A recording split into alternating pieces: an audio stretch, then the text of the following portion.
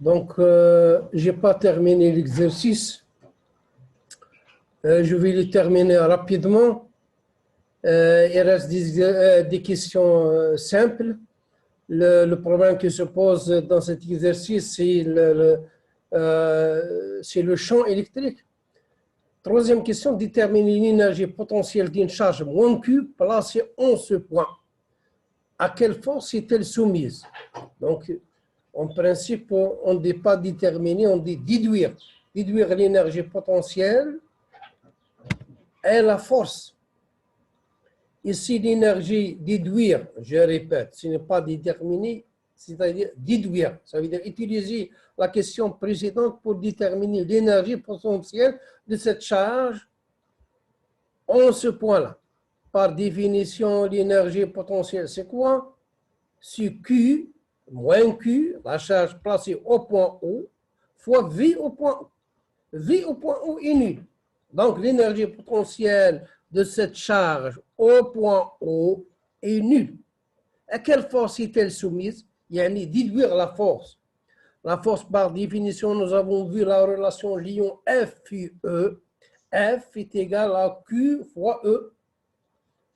Donc, F et E sont linéairement dépendants.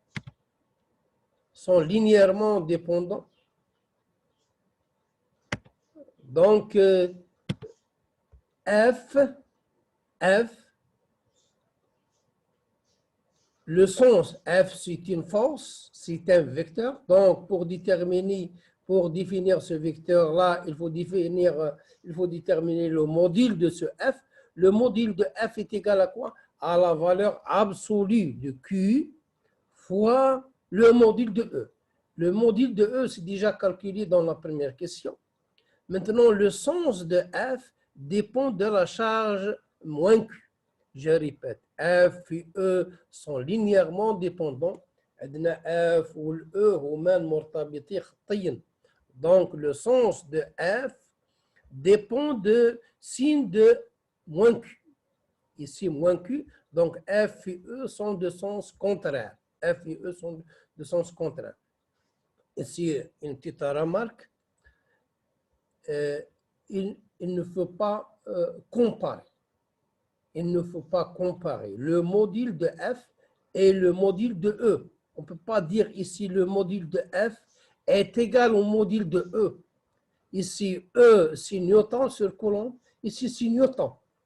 On ne peut pas comparer le module de F et le module de E. Je dis le sens de F est même sens que E ou bien sens contraire.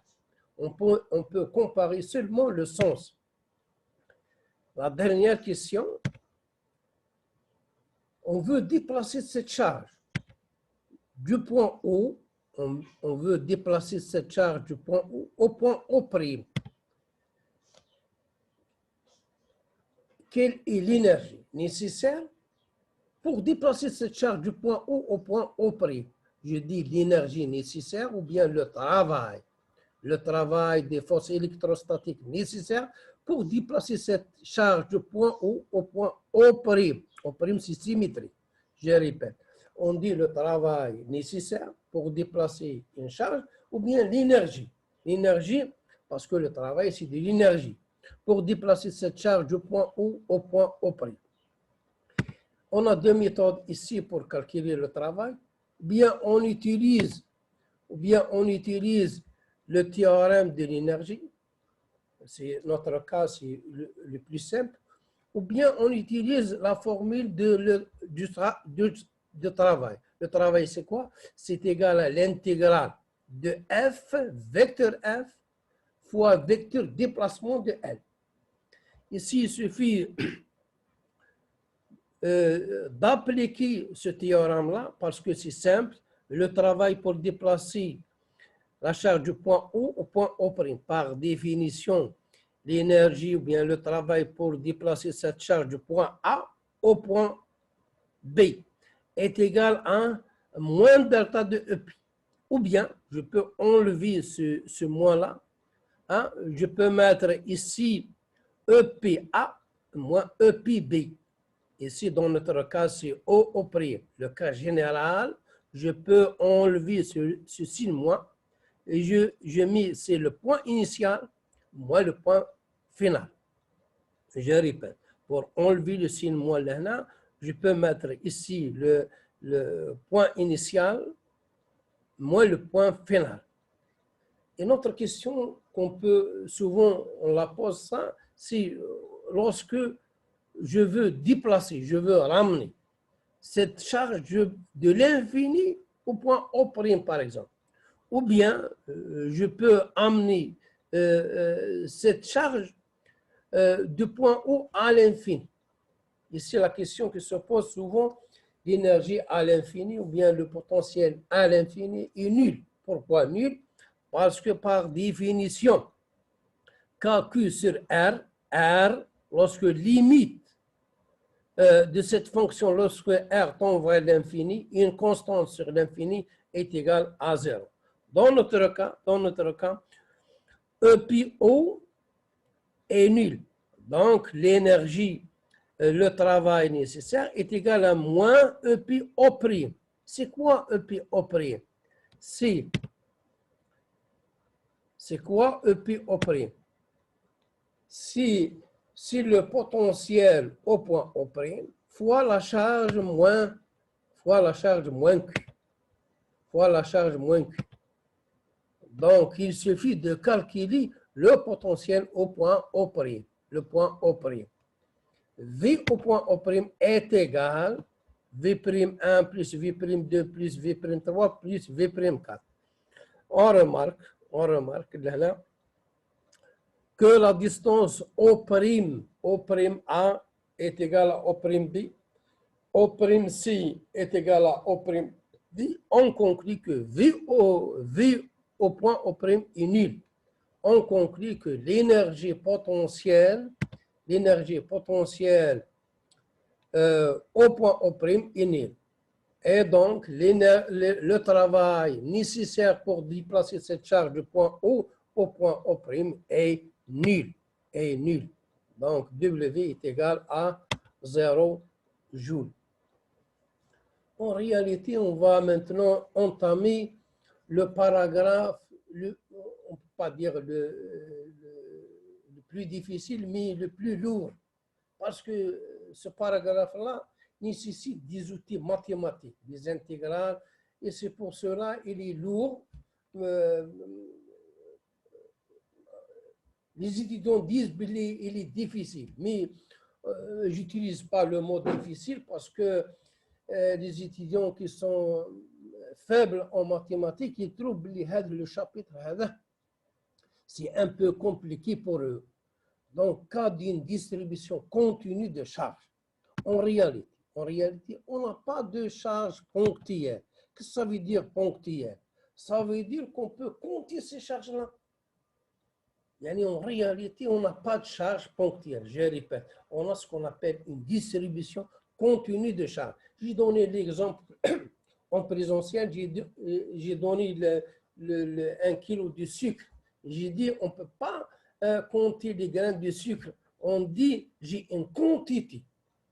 Ici, vous avez une distribution, soit la distribution allée suivant une ligne, la ligne soit finie ou infinie, ou bien sur une surface, ou bien les charges sont distribuées selon un volume. Ici, lorsque j'ai un fil quelconque, de longueur DL, l'élément de longueur DL, c'est une petite longueur. La longueur contient un nombre de charges. Le DL contient un nombre de charges que j'intitule par DQ. Ce DQ va créer au point M un champ électrique que j'intitule par DE. Le ponctuel, j'ai une petite charge, le Q1, va créer au point M un champ électrique E1. Au lieu de mettre le E1, on met D2E. D2E, c'est quoi? C'est le champ électrique créé par la charge DQ. Ce DQ, c'est quoi? C'est le nombre de charges contenues dans l'élément de longueur DL. احنا عندنا شحن لهنا، وهذه الشحن موجوده في العنصر دي ال. يعطينا في النقطه ام شعاع دي او. Donc ici, si vous avez une distribution surfacique, vous avez une surface, je prends un petit surface là, on va créer au point M un champ électrique DE. Si vous avez un volume, le volume va créer, le petit volume va créer au point M un champ électrique DE. Là, on s'intéresse seulement,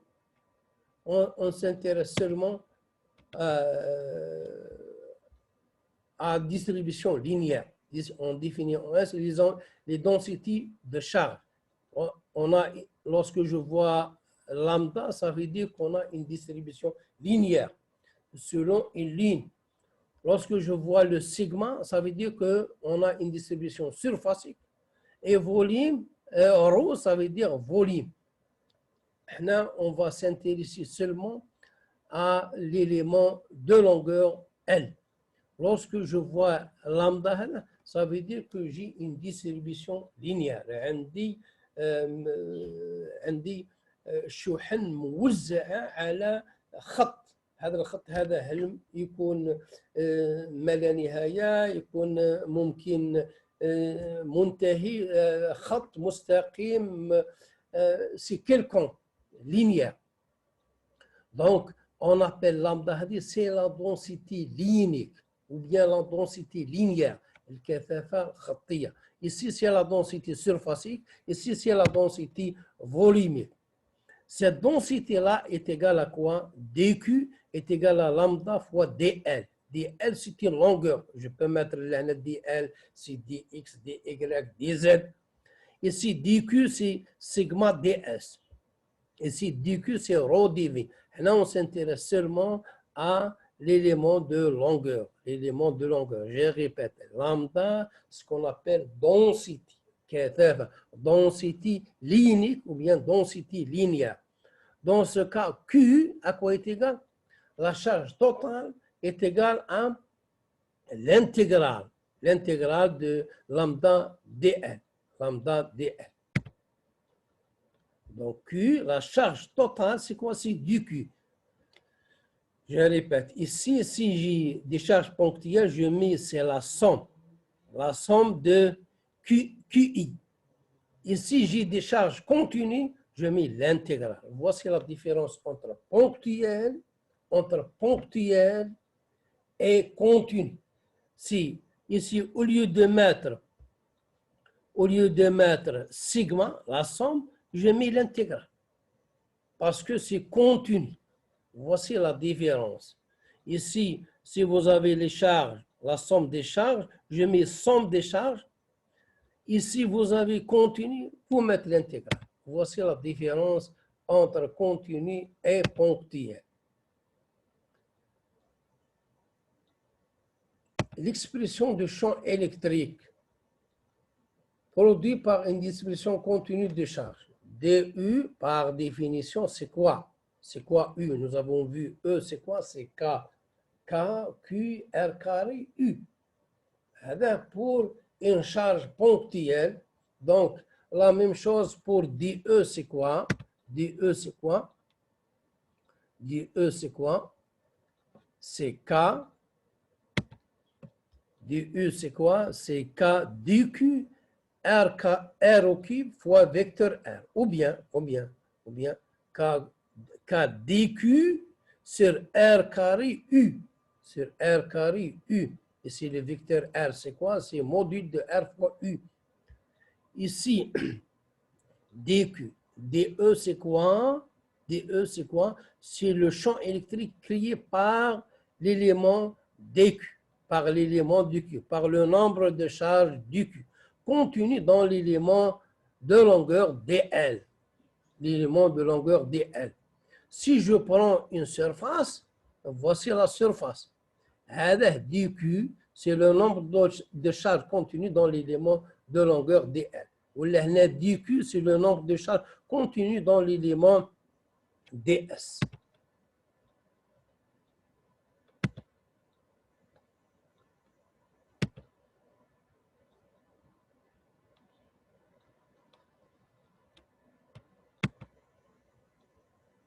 Donc, pour déterminer le E, on met l'intégrale. On met l'intégrale de D de E. Nous avons vu pour le ponctuel, si vous vous souvenez, j'ai pris les 4 charges, on met là E. E, c'est quoi? C'est E1 plus E2 plus E3 plus E4. Parce que j'ai des charges ponctuelles. Par contre, ici, il suffit de remplacer le sigma par l'intégrale. Par l'intégrale.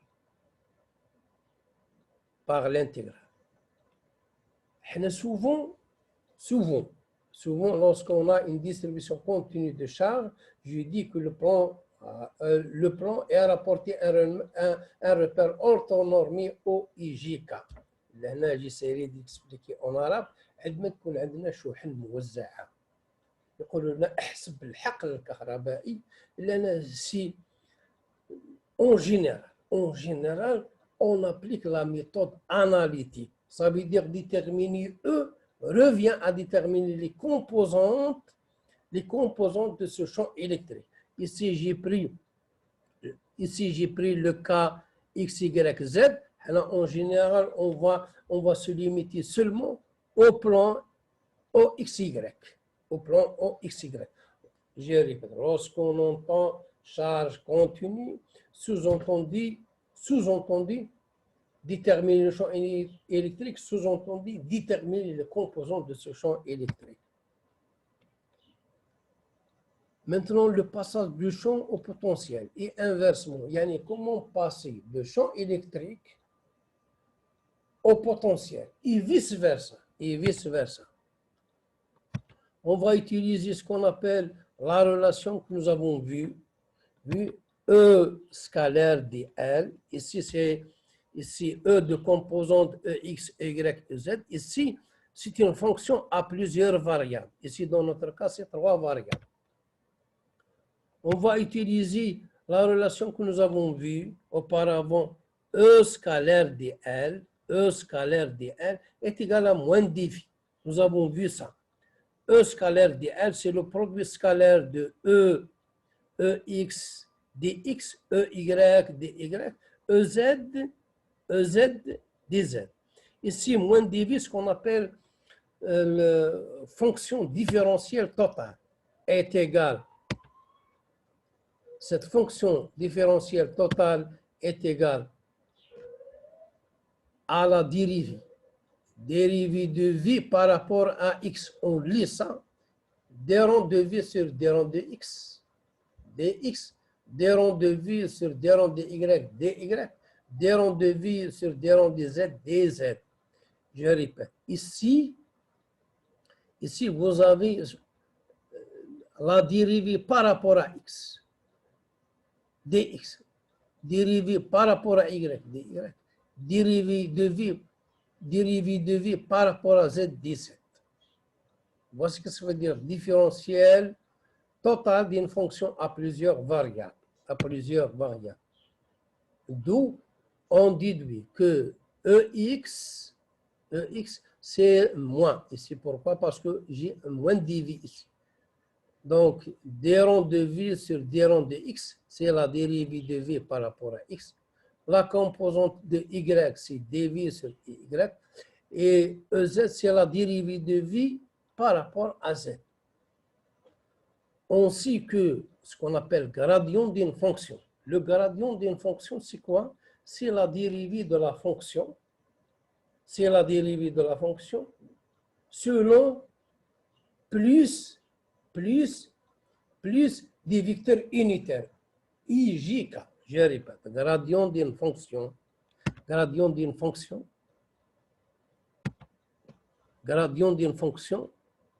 Il s'écrit grade de vie. Gradient d'une fonction par définition est égal à la dérivée de v, dans la dérivée de f, si je prends le cas général. Gradient de f est égal à f'xi plus f'yj plus f'zj. Je répète, gradient d'une fonction f est égal la dérivée par rapport à xi plus la dérivée de yj plus la dérivée de Z, J. Donc, on conclut que E, c'est égal à moins gradient de V. Moins gradient de V.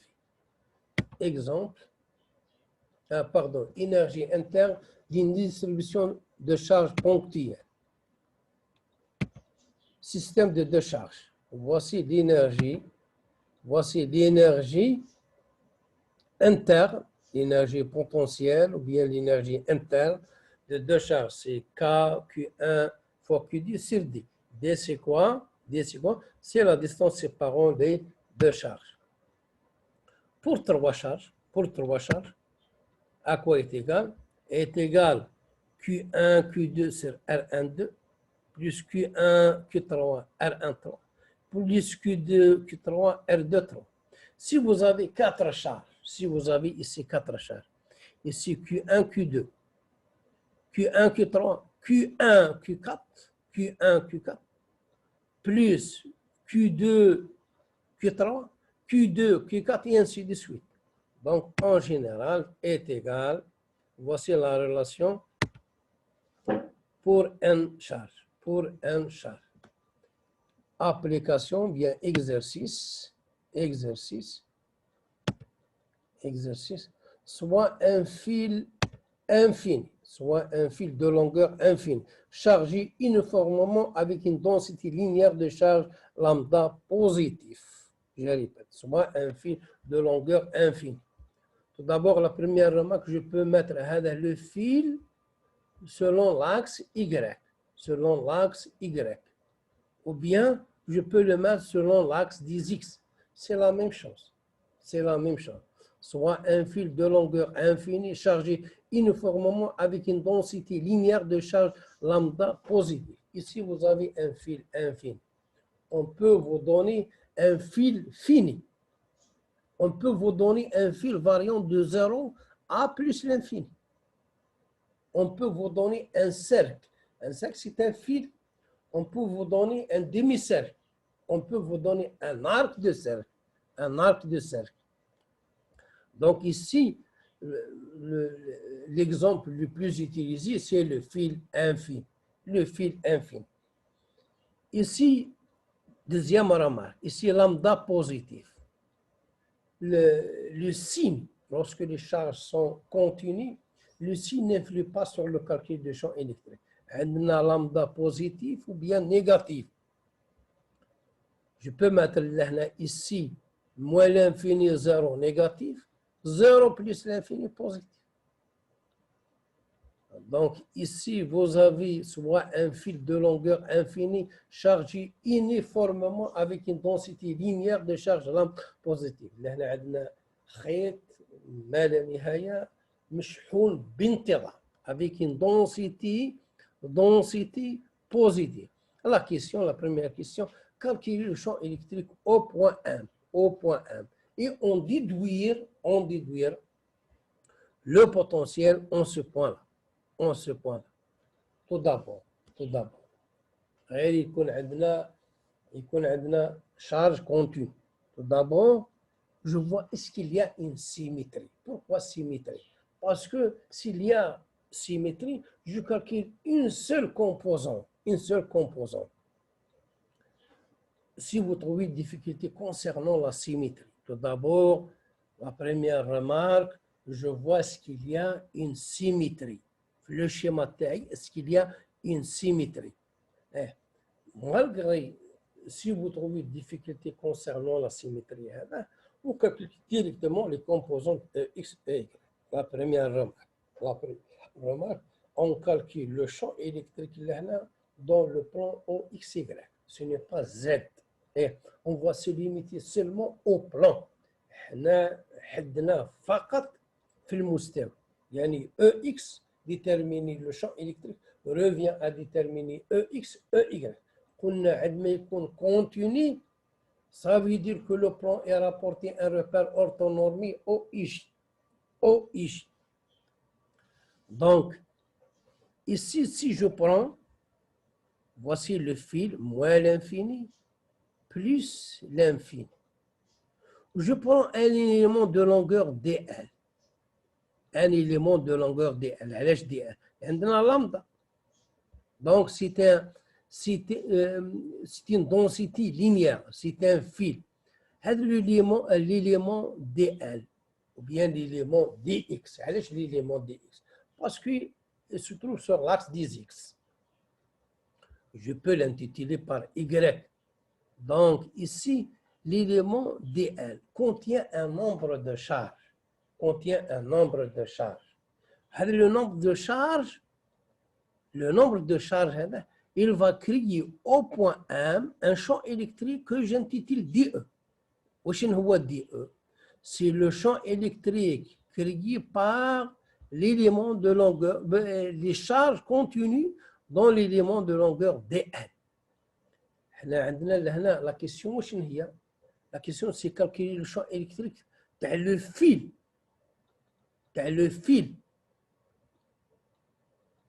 On va commencer par l'élément de longueur. Il va créer au point M un champ électrique dit de E.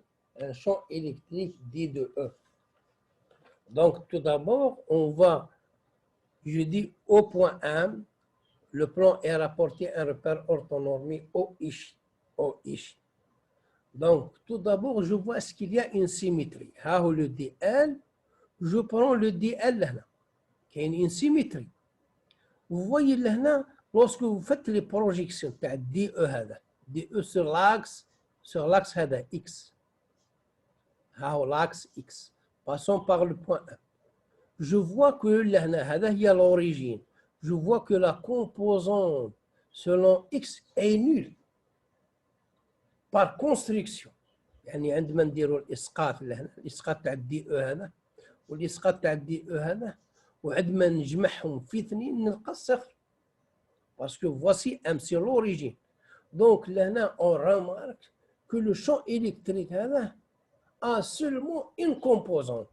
La composante il y a selon Y. Donc, ce n'est pas la peine de calculer la composante selon X. Si vous faites le calcul, vous trouvez que la composante selon X est nulle. Donc, tout d'abord, vous mettez E. E, c'est quoi? Pour le ponctuel. E, si vous avez 4 charges, vous mettez E est égal à E1 plus E2 plus E3 plus E4. Là, pour le contenu, non. Vous mettez E, c'est quoi? C'est l'intégrale. C'est l'intégrale de DE. Donc, E, c'est quoi? C'est EXI plus EYJ. EX, c'est quoi? C'est l'intégrale. Pour vous fixer les idées. La méthode analytique كما يكون عندنا شوحن نقاطية. عندنا نستعملوا الطريقة التحليلية. يقولوا لنا احسب الحقل الكهربائي. واش نديروا احنا؟ نديروا اكس واش هو EX1 plus EX2, je prends le 4 à 4 charges, plus EX3 plus EX4. C'est quoi EX1? هو الإسقاط تاع EX على EX1, c'est l'إسقاط تاع E1 على المحور X. E2, X, c'est l'إسقاط تاع E2 على EX. Et ainsi de suite. EY, c'est la même chose, c'est EY1 plus EY2. Seulement là, dans le contenu, je mets l'intégrale. De EX, l'intégrale de d de EX plus l'intégrale d de EY. EX, c'est l'intégrale de d de EX. Ou EY, c'est l'intégrale d de EY. d de EX, d de EX, هذه هي la projection. La projection là, تعطينا d de EX, c'est d de E cosinus θ. هذا هو θ. و d de EY يعطينا d de E cosinus θ. Donc EY واش هو l'intégrale d de E cosinus θ. d de E par définition واش هي؟ d de E par définition c'est K du Q sur la distance R. La distance A sur R carré, cosinus θ.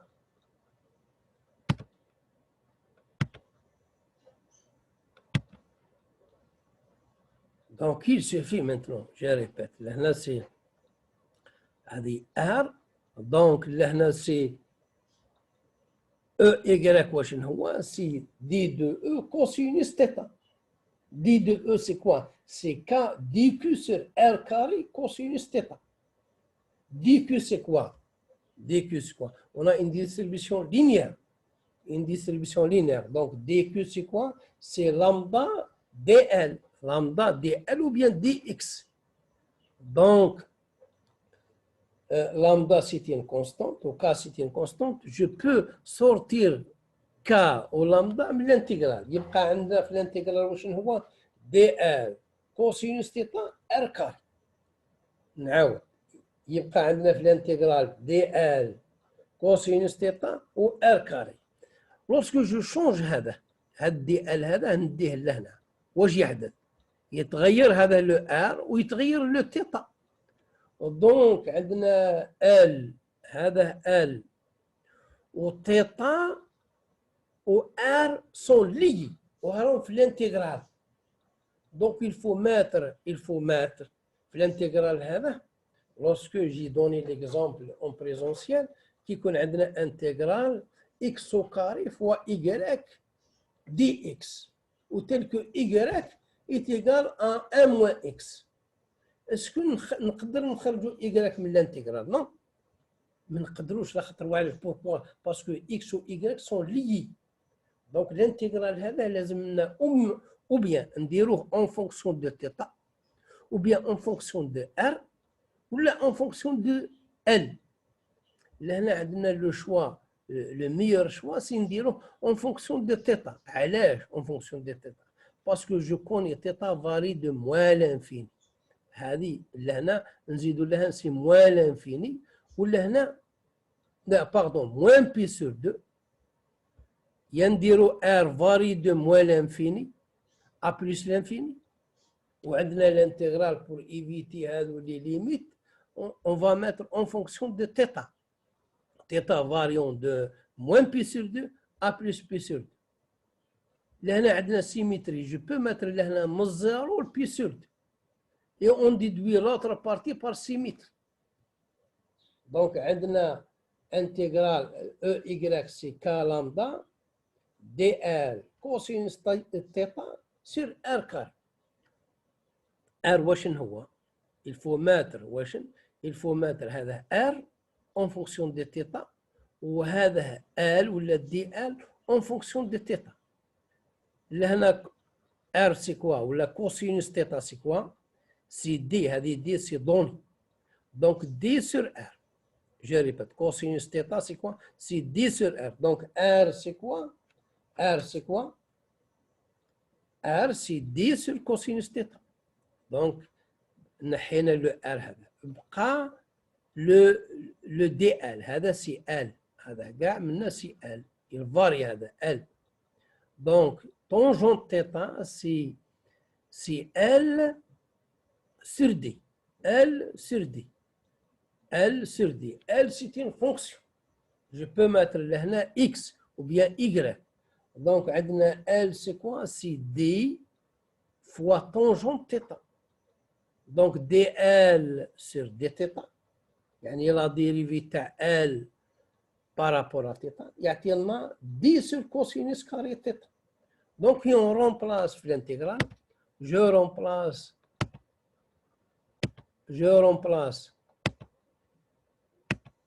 في l'intégrale. Donc j'obtiens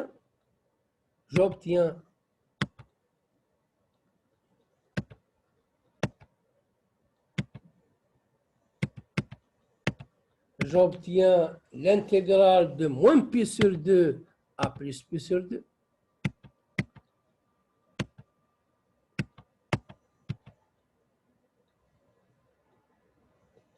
J'obtiens l'intégrale de moins pi sur 2 à plus pi sur 2. Cosinus θ compris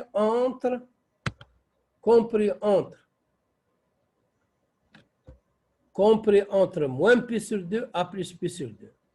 l'intégrale de cosinus gérée par sinus, compris entre moins pi sur 2 et plus pi sur 2, est égal à 2. Donc, on déduit que ou EY, on parle, EY est égal, il est porté par EY. Là, si EY est égal lambda sur 4 pi epsilon 0 d, intégrale de cosinus sur sinus, هذا كاع يعطينا 2. هذا يعطينا 2. Donc, est égal 2 lambda est égal 2 lambda sur 4 pi epsilon 0 d. Déduire le potentiel.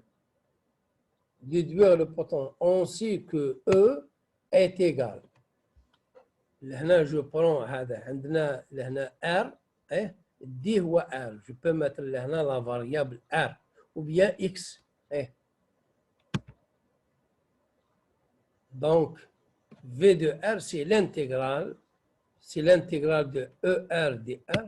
Donc, j'obtiens le potentiel, c'est quoi? C'est moins lambda de pi epsilon log de R, plus une constante. C'est-à-dire, souvent, la constante, on la détermine par les conditions initiales. Donc, la prochaine fois, j'ai terminé le chapitre le plus lourd, et la partie la plus, on peut dire, la plus difficile concernant les charges ponctuelles. Maintenant, on va attaquer des chapitres plus simples que l'électrostatique. Bonne chance et bon courage.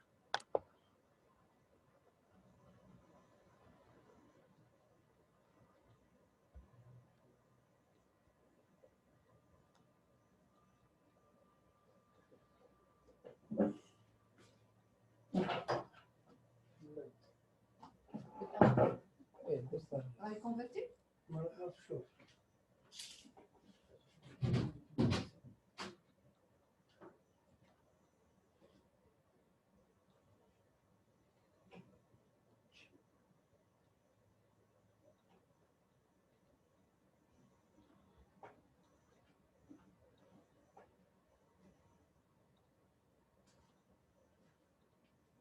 Maquiagem?